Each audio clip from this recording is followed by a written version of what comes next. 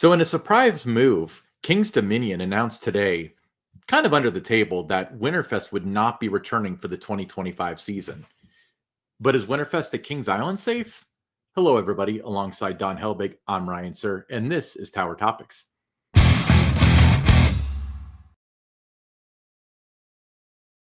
Tower Topics, the podcast by Kings Island fans for Kings Island fans, because that's who we are, and that's who we care about.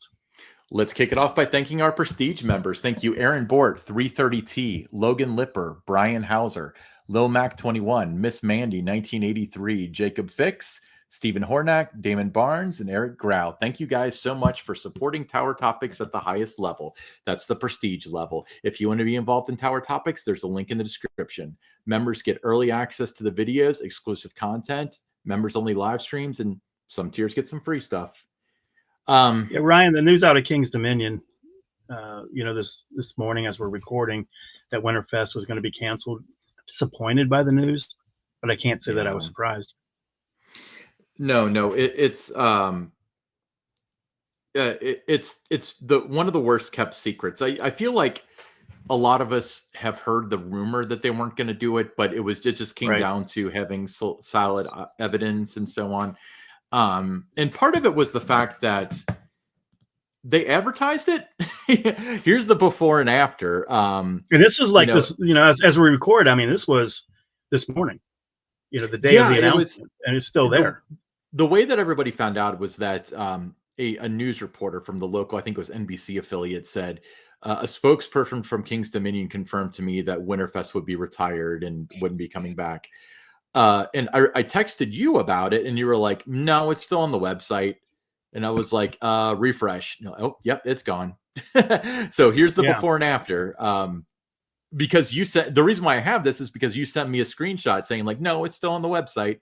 And then here's the. Well, I wasn't like dismissing what the reporter said, as much as they're still promoting it.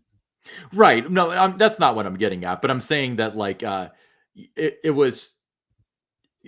I'm not entirely certain that this was supposed to come out today, because the person did not have like a press release or anything. They were just like, "Oh, the spokesperson told me this." So I wonder if maybe they were told something that was not supposed to be public quite yet, because it seemed like this was done in a pretty big haste. Yeah, I mean, you don't know how that came about. But like I said, I'm disappointed. But I remember back in early December, you and I were talking, and I said this could be the last year for WinterFest at King's Dominion. They might pull the plug on it, and you're like, "Yeah, I'm here." Things like that too. And as you and I talk to different people that are close to that situation out there in Virginia, they're pass holders. They go to King's Dominion quite a bit.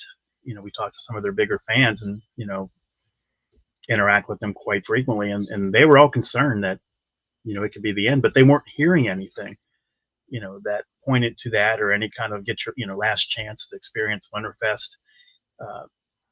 But then as, the calendar changed, the season ended, they find out Anaconda is being retired, Berserker is being retired. So they get this news today, and they're not necessarily surprised that there wasn't any transparency about it.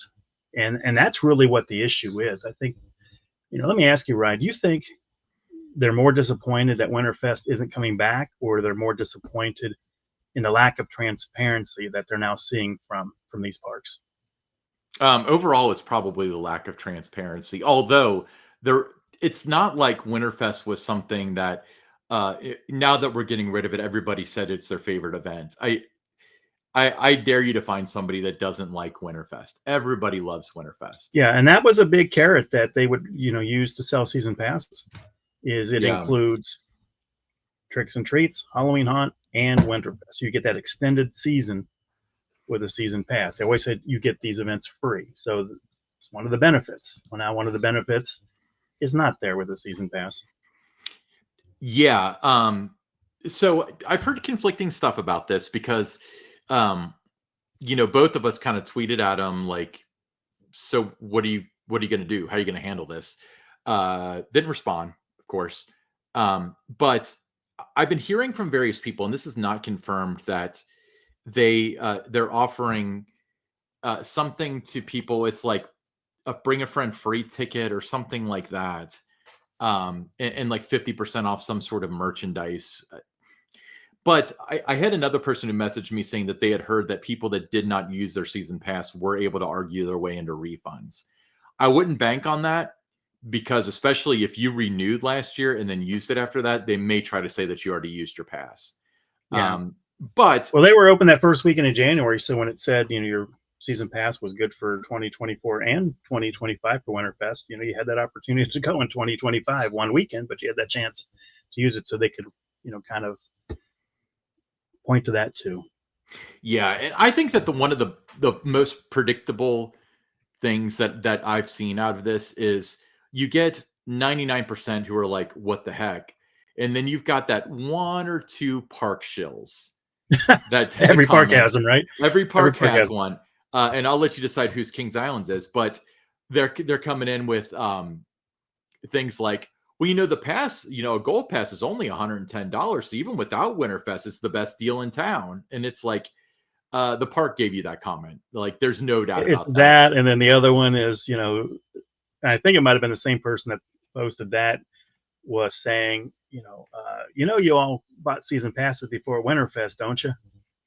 Well, and the other one was, it clearly says in the terms that that the terms and the calendar are subject to change. So this is what you agreed to. So good luck with your class action lawsuit you're claiming.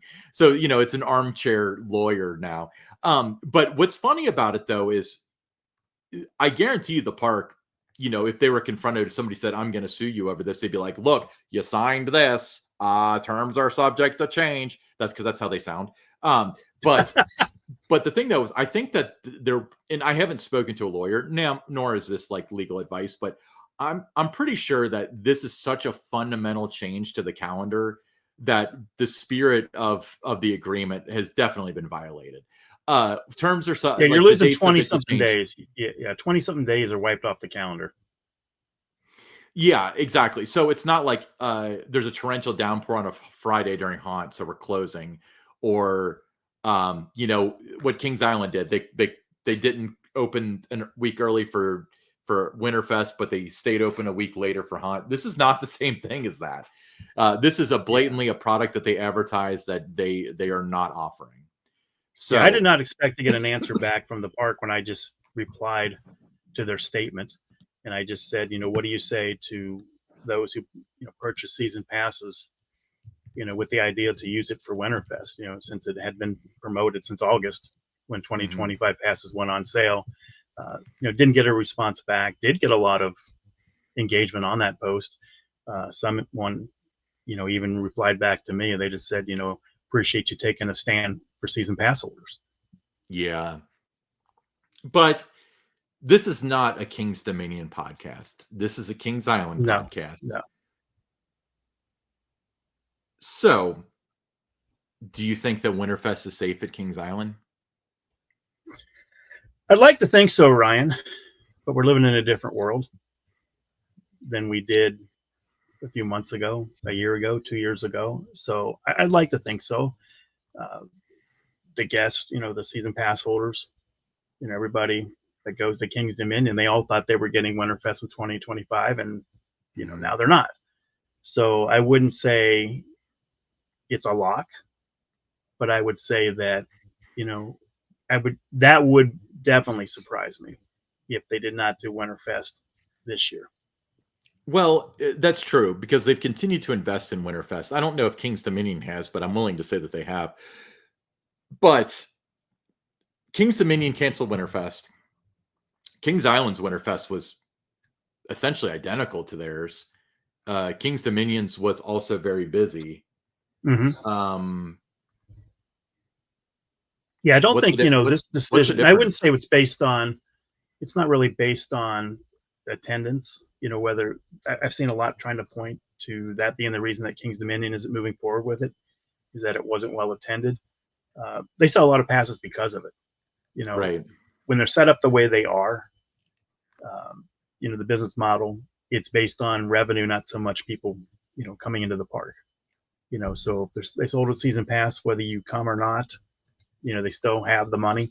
So it's based on that kind of a business model. So the attendance figure itself would not have been determining factor in this.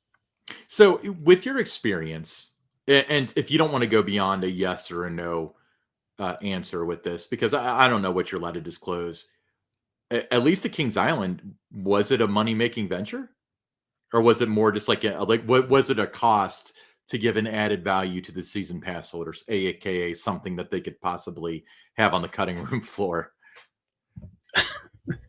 Let's just say that you know the event was well received. That's what I kind of thought, and honestly, as somebody that visits the park a lot, and I'm very conscious of spending money at the park because it's never just my one visit of the season. I visit like 45 times a season. So I'm very conscious of money I spend there, but definitely the bulk of my spending is during Winterfest. And that's probably not unique to me. No, So it's not. And the other piece of that in terms of when you use your season pass, uh, a lot of people might go once in June, once in July, once in August, but they're at Winterfest 5 or 6, 7 times. yeah, that's true. Well, so while digitally twisting their arm, King's Dominion did finally come out with a statement. Uh, and they said, for those of you who are audio listeners, well, somebody replied, "Where's Winterfest?" And they said, "Hello. We've made the strategic decision to focus on delivering exceptional experiences during our core operating seasons, spring through fall. Our exciting 2025 season will feature the 50th anniversary celebration, park enhancements, and the highly anticipated debut of Raptira." Um, so this one was a shocker, so much that when I asked you, how do you think King's Dominion's going to handle it? This is your Yeah, prediction about 15 yeah, minutes yeah. before. So this is Yeah, a yeah, 20, 30 minutes beforehand, yeah, I said that the decision, they would say something about, putting their resources, their focus into the core season, which was spring, summer, and fall, and that is what they put out there. If you go back to Kings Island canceling Winterfest in 2006, a Mhm. midsummer announcement that wasn't going to return, almost identical with the verbiage. So what's that word you always use? That phrase you say? As It's adorable. adorable. Go ahead, Okay. finish. To be fair, that's not my phrase, but I do say that a Okay. lot now. All right. Well, what is someone else's popular phrase? Go ahead. uh, It's as adorable as it is adorable as it is predictable. predictable. Sorry, I thought you were going somewhere else with that. No, no, I thought that was your segue right into that because you love saying someone As else's line adorable, there. yeah, absolutely. But Um, no, I mean it was easy to see what they were going to say. It comes back down to for me it's about transparency because you didn't wake up on January 29th and decide that Winterfest wasn't coming back. Let's get it out there. I mean, you've known about mhm, this. And if you care about your guest, and I hope that King's Dominion's parent company, Six Flags, does, uh, you got to be transparent with them. I think, you're going to lose a lot more season pass holders by doing it this way and blindsiding people than you're going to by just being upfront and transparent about things. And you might take a little bit of a hit at the beginning. People might be upset, but they understand, if they're told in advance, they're not as upset if they've got time to visit one more time, because there's going to be people, might be out there already today on social media. I don't know. Haven't read every single post, but, people, if I'd have known, I'd have gone a couple more times this year, things right? like that. Same thing with Anaconda. If I'd have known, I would have loved to have got that last ride in. Berserker, if I'd have known, so you see a lot of that and you lose trust when there's not that transparency.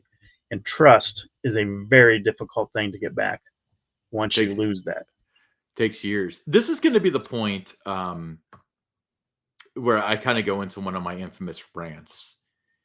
First of all, you talk about trust and stuff like that. I want to remind everybody that they're attempting to sell you season passes sight unseen. And now it's to the point where even stuff on the website isn't necessarily going to happen. So I'm not entirely certain I can ever really say I'm comfortable recommending buying a season pass like in the fall. Again, I understand that there's some people where it's like they need to save that $10 or $15, but the truth is, I mean, what if you bought a season pass and your favorite season was WinterFest and your pass is essentially worthless without it? And there are So those that do that.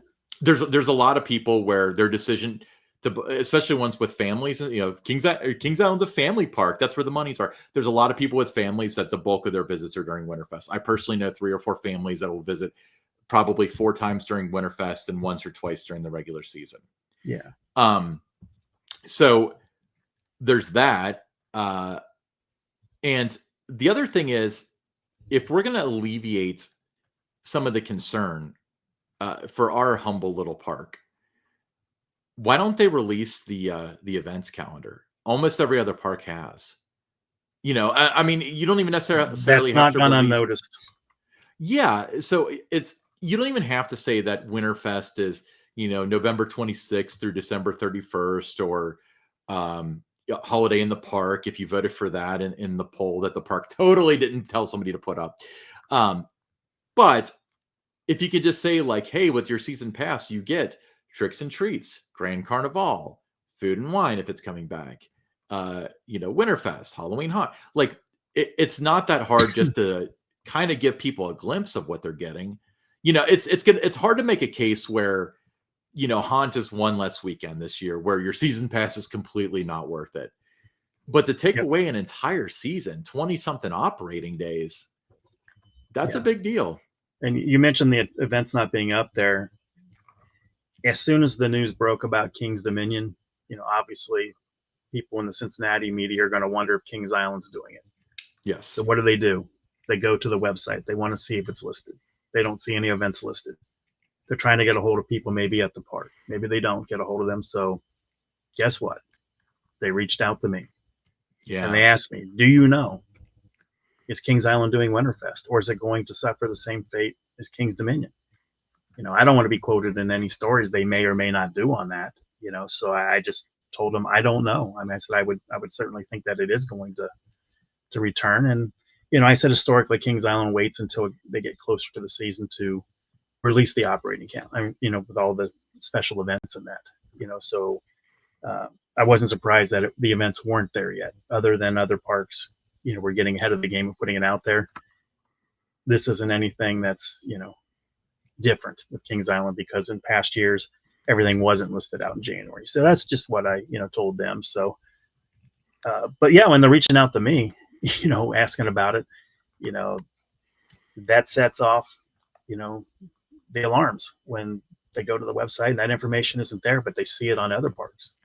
They go to Six Flags Great Adventure, all the events are out. Six Flags Over Georgia, events are out. Carowinds, events are out. So it's Cedar Point. So it's just one of those situations where by sitting on it, you're going to get these kind of questions. Fortunately, it seems like our luck is always, by the day this podcast drops, they're going to release these events. And if they do, we'll put a disclaimer up.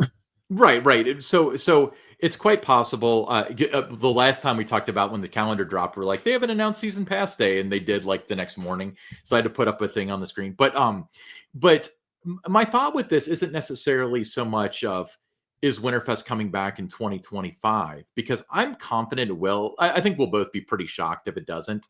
That would be, like I said, not surprised what happened at Kings Dominion, because we'd heard the rumblings. Right. The real question is, that said that nobody that comes out of Kings Island that we're in touch with, and that, or has that inside information like that, nobody has told us that Winterfest was in jeopardy. So I feel good about that it's going to be back. I think so too. So the thought that I have, the fear that I have, the thing that's going to keep me up tonight is 2025 will have Winterfest. Will 2030 though? That's a good question.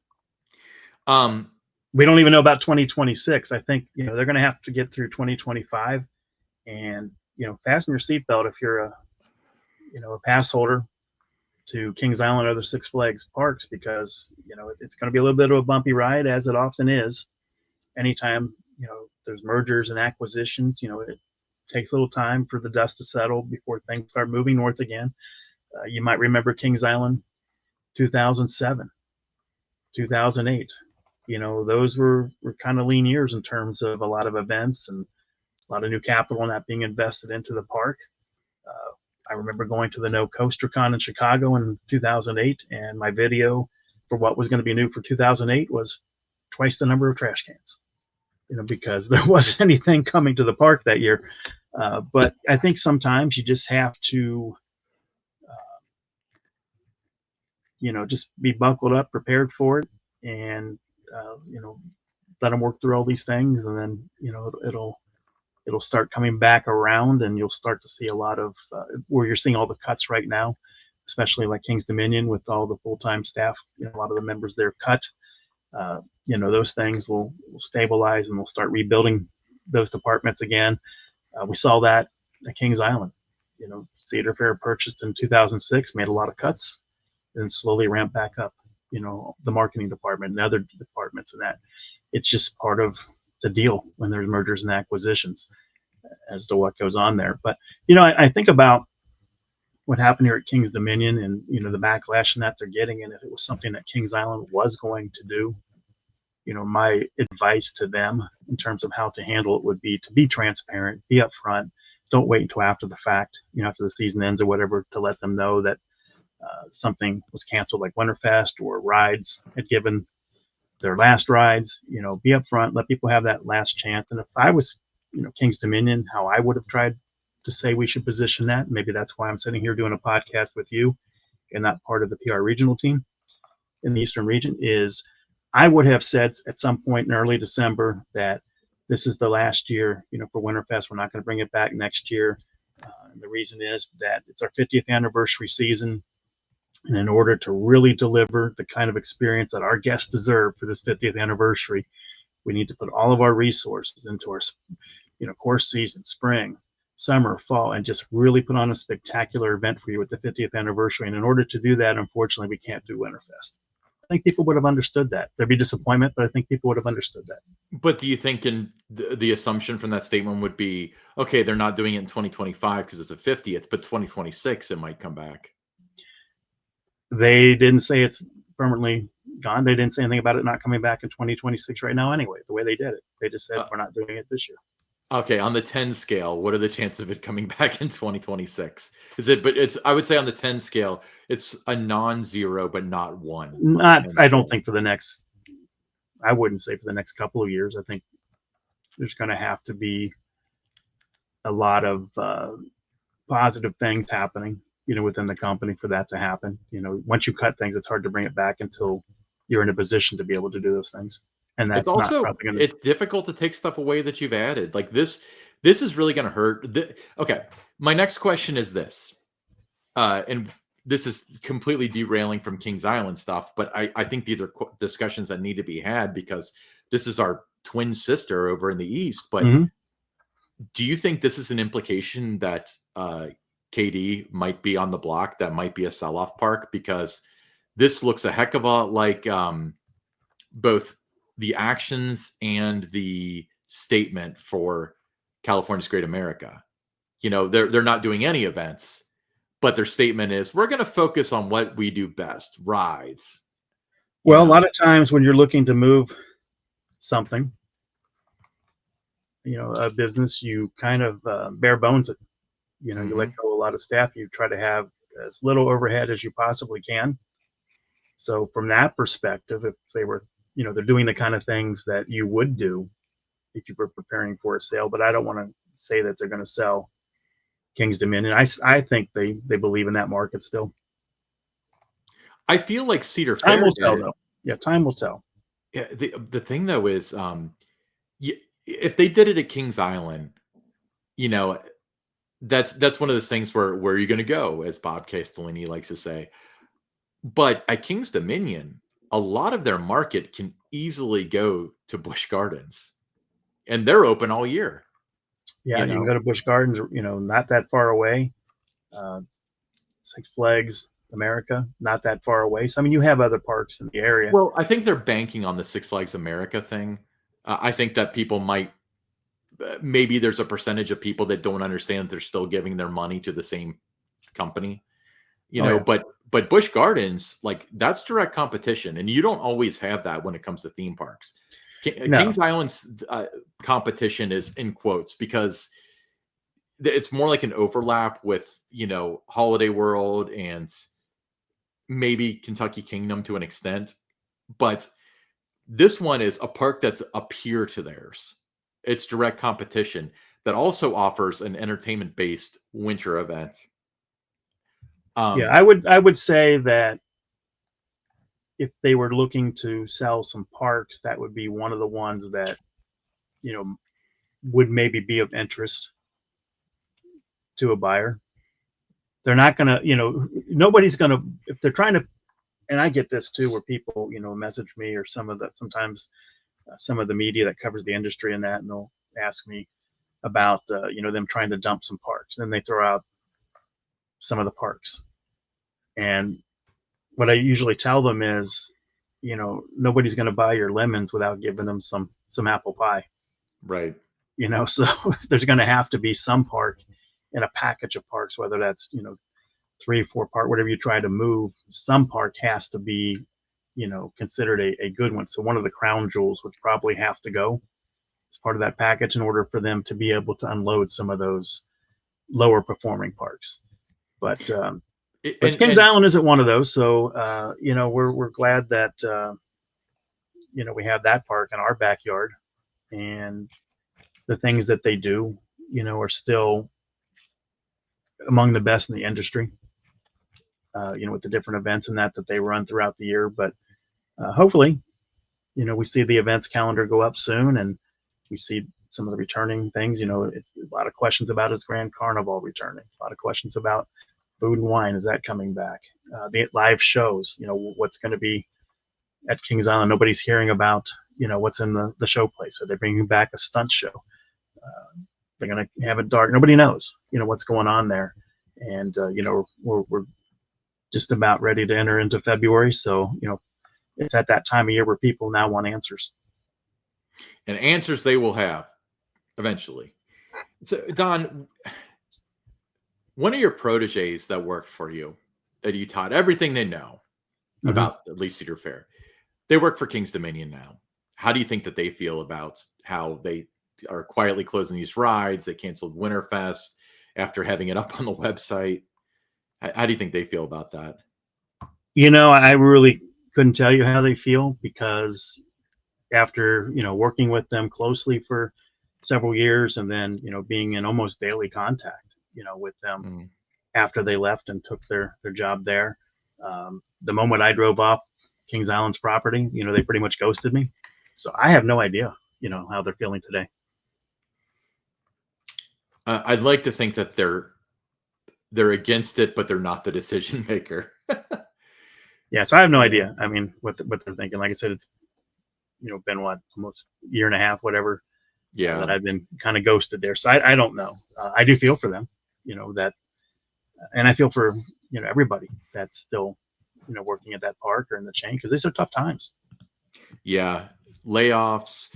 So one person pointed out that they did bloat the full-time staff because of the because they did the year-round stuff, and they had everybody around, and they just didn't need that many people at that park. So that might be part of the account Yeah, for the layoffs. But Winterfest is a big thing too. I mean, Kings Island hired a ton of entertainment people when Winterfest got introduced, and if they're not doing that, they don't need as many techs or right. whatever. All right, let's move on to a segment we like to call buy or sell. So today's buy or sell is, as part of the 2025 budget cuts, there will be select days when only one side of the racer will operate. Buy or sell. But we're talking about the full day, right? That's the way that I read it. I assume that there's going to be hours where one side doesn't run. Well, yeah. I mean, this year they, pretty much from open to noon it was one side, and then from 8 to close on those 10 o'clock nights it was one side. So there was 4 hours of the day it was only one. But if we're talking the full day, you said select days. Yes. I'm gonna buy. I'm going to buy. I think there will be some days when like daily operation first starts in May, you get into August, some of those days, I think there will be days that we just see one side of the racer running. Yes, I'm buying. I'm buying that as well. And I also want to caveat this with, they mentioned budget cuts, but it's very likely the first weekend or two, we're not going to have two of the trains anyway. So, because it ran during Winterfest. So that would not be a budget cut thing. That would just be an availability thing. But you're right. I mean, as far as, I think like a random Tuesday, or yeah, Monday or I don't Tuesday. think it'll be I could like see that happening.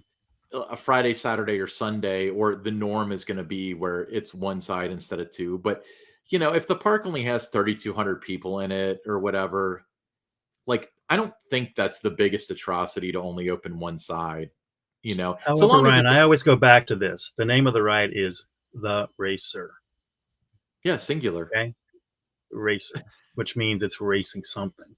So you need two sides to kind of deliver that experience. And it's always disappointing, when you're in line and you hear people talking about, they're going to race their friends on the other side, and they get up in the station, they see only one side's open. You Yeah. can see their face. It's almost like the look when the Griswolds found out that Wally World wasn't open. They're disappointed. But they still got to ride everything.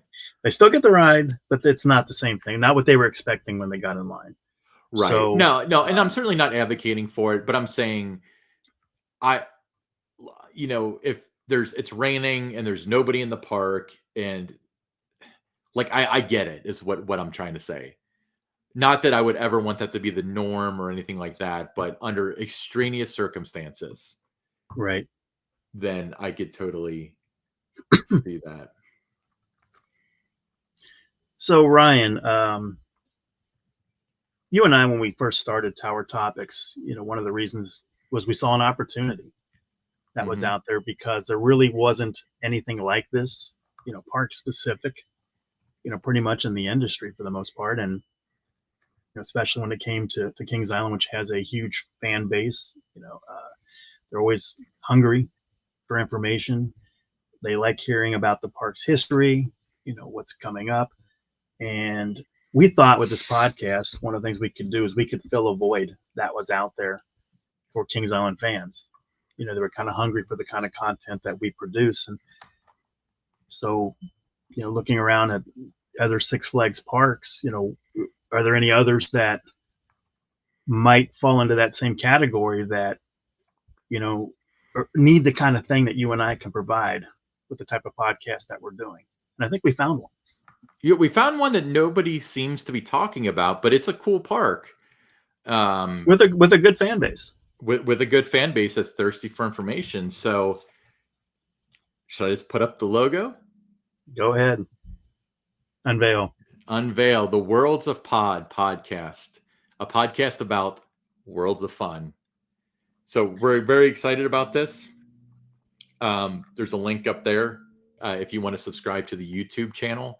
There's nothing on it yet necessarily. It's just a placeholder, but much more to come with that in the future. We're going to be very involved with it. We've got people on the ground in that area that are going to be reporting back to us. They'll co-host with us sometimes.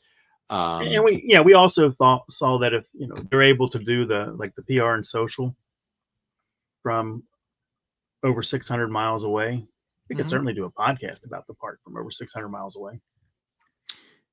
Certainly. Yeah. And so expect all the fun that you get out of Tower Topics, but it's not 3 days a week.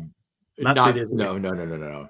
Let's not be silly here. Yeah, we're not going to be able to do that. But that opportunity is there, and it's it's a park that mostly draws local, always has, but people love the park.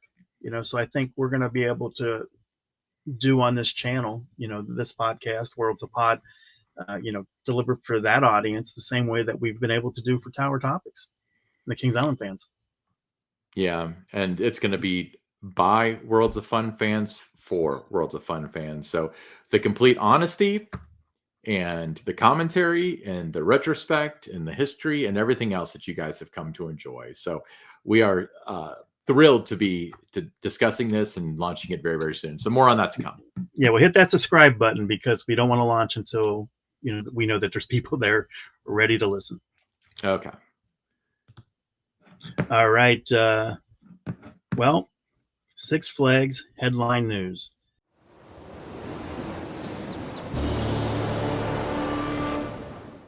We have Cedar Point. They have released the first POV for the new Siren's Curse roller coaster.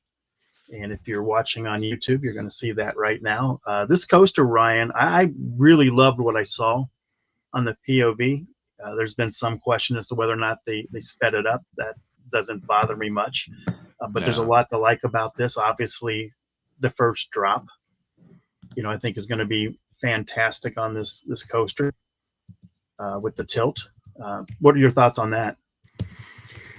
This is the coaster I'm most excited for next year. I've always loved the concept of these tilt coasters. And, that element in itself is going to be really neat. And I think riding in the front row is just going to be absolutely incredible. The downside is going to be that I'm not sure if it's going to be the same experience if you're not in the front row. But the cool part is that this doesn't appear to be a one-trick pony. This seems like it's a pretty intense ride that does a bunch of stuff. It's got airtime moments. A couple of corkscrews in it. Looks like it's going to have, be able to maintain the speed, nonstop action from the time that you drop. What I like about it too is it's very close to the ground for most of the course. It's a short ride, but you're low to the ground. I think that's going to kind of enhance the feeling of the speed that this ride has. Doing it that way, I don't get caught up in how short the ride is. That's one of the comments that I see a lot is it's too short. It's too short. Every time there's a new coaster that isn't 7,000 feet long, it's too short. I think for me, it's more about what does it do with the length of track that it has. And this has more action, than some coasters that are 4,000, 5,000 feet long. So I'm excited about it. I think of all the new coasters opening this year, this one has my attention like it does yours. I think it's might be the one that I'm looking most forward to. Yeah, I'm still excited about Repterra, King's Dominion. I'm willing to overlook that to go ride that, or overlook Winterfest to go ride that. But this one, I mean, it's a new concept. It's probably going to be the first in North America because I don't think Coda Land's going to open before it. But I hope that it opens in a reasonable time frame. They said summer. So I'm guessing that they're probably aiming for Memorial Day, even though it's not technically summer. That would be my guess. But they're going vertical already. They're doing some great updates and stuff. So super excited about that. I'm glad it's a name that we can pronounce. Unlike that kerfuffle last week with the one in Chicago, Great America. But they're about ready to top this thing off too soon. So it's it's coming along, taking shape. Won't be long before we see test runs. A lot to be excited about. And with this, the hope for return of Top Thrill 2, and then all your other favorites at Cedar Point, Millennium Force, Maverick. You have, I like Iron Dragon. It's one of my favorite rides there. Is it really? You got Magnum. I mean, you've got so many. Yeah. My first trip to Cedar Point was built around wanting to ride Iron Dragon. Really? So for me, it's like Iron Dragon I thought I would like because I really love the bat. But to be frank, it's like Gemini. Most people don't talk about that, but I absolutely love that ride. I do too. Magnum is like kind of polarizing now, but I think that's a fantastic ride. Still one of the best in my book. Everyone's like, oh, it's going to get removed. I don't think so. I think that it's like it's too good. And but I like your classics. I really like Maverick. I don't think it's like the godsend roller coaster that some people do, but I think that's a clear 10 out of 10. And even Millennium Force, when I first rode that, I was disappointed. But as I've ridden it more often, it's like grown on me, and I've really come to enjoy it. That's my favorite there is Millennium Force. Is it really? Yeah, that is my favorite coaster there. I think Siren's Curse has a chance, based on the POV and just reading the stats, it has a chance to knock that off the block for me. Millennium Force has been my number one there since it debuted. They've had a lot of different coasters go up since then.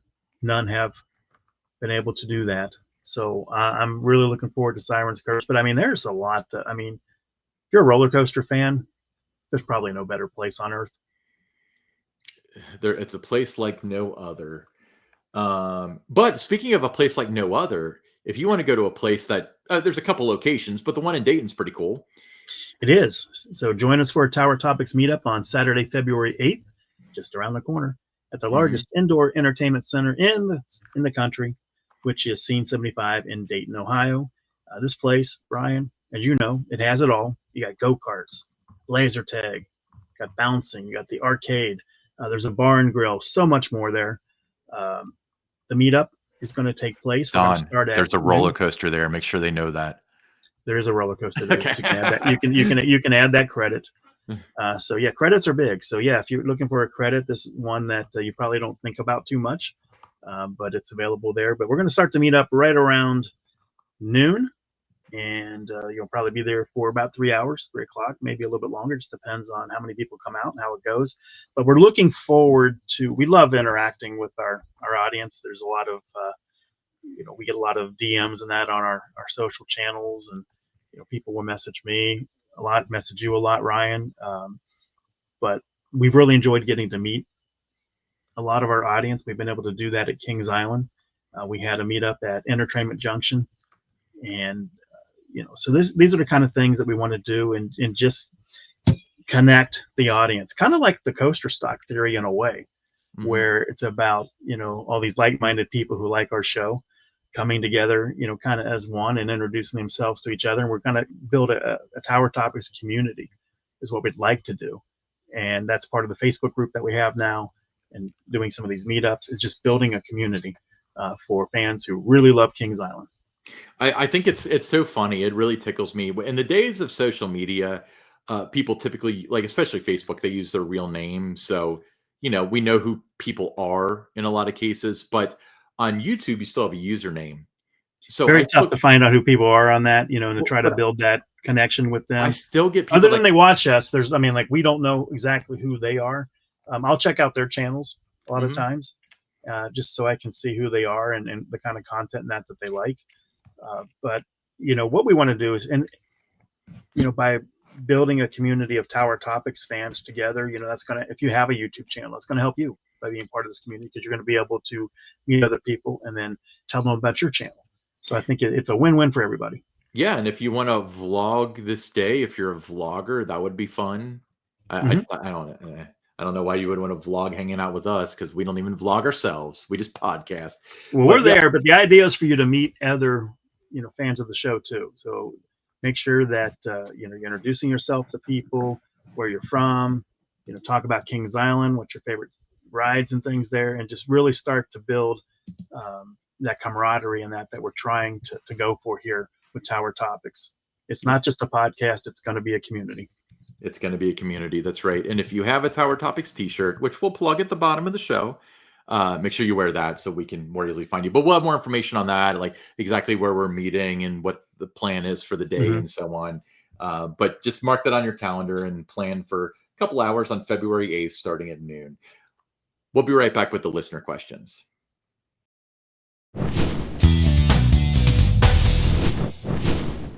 All right, first listener question comes from Frank. He's from Sydney, Ohio. He said, some names that parents rarely give their kids today include Bertha, Ethel, Myrtle, Gertrude, Mildred, Agnes, Edna, Blanche, Doris, and Beulah. For boys, names like Eugene, Clarence, Herbert, Horace, Wilbur, Melvin, Elmer, Bernard, Mortimer, and Archibald have similarly fallen out of favor. While these names were popular in the early 20th century, they are now considered old-fashioned. The question that Frank has is, do you think some may eventually regain popularity? Absolutely, because names work in cycles. Like, for example, when I was little, Grace was like an old lady name. And now, like, a lot of people are naming their kids Grace, like they call them Gracie, or Evelyn is another one that's really popular now. That was like an old lady name. I could totally see these coming back. Some of it is as a result of society too. Like Elmer, people think of Elmer's glue, so they wouldn't want to do that. Mortimer is a cartoon character, stuff like that, which might make it not necessarily popular in the short term, But yeah, absolutely, they'd come back. I actually know a woman that's in her 40s. Her name is Blanche, like with the V. I always thought that was kind of like an interesting name, but I think Myrtle would be a cool name. Like if you and your wife or whatever, if your spot was Myrtle Beach, it'd be cool to name your daughter after the place. I don't Yeah, necessarily yeah. think that's like an out of date name. The way I look at it is this: what it comes with, like this question of the names, and it kind of ties into Kings Island, is that uh, things do come back around. Nobody was Mm. building wooden roller coasters. Kings Island builds the racer. Now it's the rage. So yeah, I think that names like this, I think we'll see them back in circulation again. All right. Next question from Linda Hamilton. Sorry, Linda from Hamilton, not the Terminator. With King's Dominion recently laying off a significant number of full-time staff, including their chef and the rest of their food team, do you think the Grim Reaper might descend upon Kings Island to hand out pink slips as well? Grim Reaper. Okay. Yes, I think there will be some cuts there. Yeah, I don't even want to really speculate. Like, obviously, positions themselves, like, we have no idea. But I always thought that they have a lot of sous chefs. I could see them not wanting to deal with that. I think that every restaurant has a general manager, and all these, by the way, have been a net positive. It's why the food experiences has Yeah, exactly. That's what gained. concerns And me, is that they've worked so hard in so many different areas, and then if something like this happens, you're back to square one again, trying to build it back up, and it takes years to get it back to where it is right now. You and I have both experienced that. But I just think it's just a result of what happens when there's mergers and acquisitions. I mean, there's always a few months where they try to figure things out, and then they say they got to start making some cuts somewhere to make some other things balance out in that, and it's just the reality of the situation. now I don't know their executive chef, but I've heard amazing things about both them and their food. Yes, So they had a good reputation. I had heard the rumor that their chef got cut. I'm guessing this person heard the same thing. I don't know if you heard that as well, but that's incredibly disappointing, especially the Their person if grain they're and grill, yeah, yeah, grain and grill was that's like what I the was going to say. pinnacle of the food there. Yeah, where they had steak. All right, Tom from Cincinnati. The Bat in Vertigo and Congo Falls are the rides most often rumored to be on the chopping block under the new Six Flags ownership. Drop Tower has also been floated in discussions that I've seen. But is there a ride flying under the radar in all these YouTube videos and fan sites that nobody has mentioned? One we should actually be concerned about. Monster. Every time you walk in there on opening day and the monster's still there, you've been blessed by the theme park gods. They've been wanting to get rid of that thing for decades. For me, I'm going to say KI and Miami Valley Railroad, because that ride is very expensive to operate. There is a way to get to Soak City, by foot. It's now that it's not really an experience, but more, use for transportation. That one scares me. I was thinking about it the other night, like, could they do that? And I don't think, history, tradition, I think all that stuff's out the window now. I think it looks, when you're looking at the sheet, what's it cost to operate it? Anybody buying a ticket specifically for this? I mean, I come to the park for it, but I mean, how many people do? It's a great ride, gives a lot of rides every season, but that's one I worry about. I hope not. I would say the probability isn't high that that's going to happen, but I do have concerns about that as we move forward here, seeing what's happening at other parks. Well, if you think that they can't get rid of the train, just ask King's Dominion. Yeah. King's Dominion cut there. It was I don't know if it was Cedar Fair or Paramount, but the first opportunity they had, they cut that out. But I think that would certainly be something where. And there was a time Kings Islands was on the chopping block. It was one of the ones they were talking about, and then it didn't happen. That they sold to Cedar Fair. Yeah. Well, the problem that they're going to have is kind of like the vortex, where they'll get rid of the train, and then every 5 minutes is, are they going to ever bring back the train? Why did you get rid of the train? That was my kid's favorite ride. And that's also kind of one of those things where if you've got certain disabilities, it's one of the few rides you can do. If you're pregnant, it's one of the few rides you can do. If you're short, it's one of the few rides you can do. So I think that if they overlook the value of the train, it's going to be astounding. And that might be one of those things that just irreparably damages their relationship with the public, with the guests, if they were to get rid of the train. But I think that cooler heads would prevail. It is expensive, but they would just cut elsewhere, like the monster. I'm I'm thinking Monster too. That's another one. Oh yeah, yeah. Well, I mean, that's what I said. Every time you walk in there on opening day, if the monster's still there, you had a good day, because it's that thing has been shocked back to life more times than I don't know who. It's they wanted to get rid of it like in 2005 or so, and they ended up getting parts from a different one, and then they wanted to get rid of it about 10 years later, and the one, I think it was Canada's Wonderland, shut down, so they got the drive chain and stuff from that. So it's, as soon as they find an opportunity to get rid of it, they will. And I would hate to see that. I'm not advocating for it, but I wouldn't be able to blame them. I mean, everyone says like, oh, you can't get parts for aero coasters, which is hogwash. You can absolutely get parts for aero coasters, but for this thing, it's almost certainly one of those things where nobody's making Everly aircraft parts. Nobody's making those. So they probably have to be custom CNC'd or built in house or something like that. And it's probably astoundingly expensive for a ride that I don't think is that popular. Right.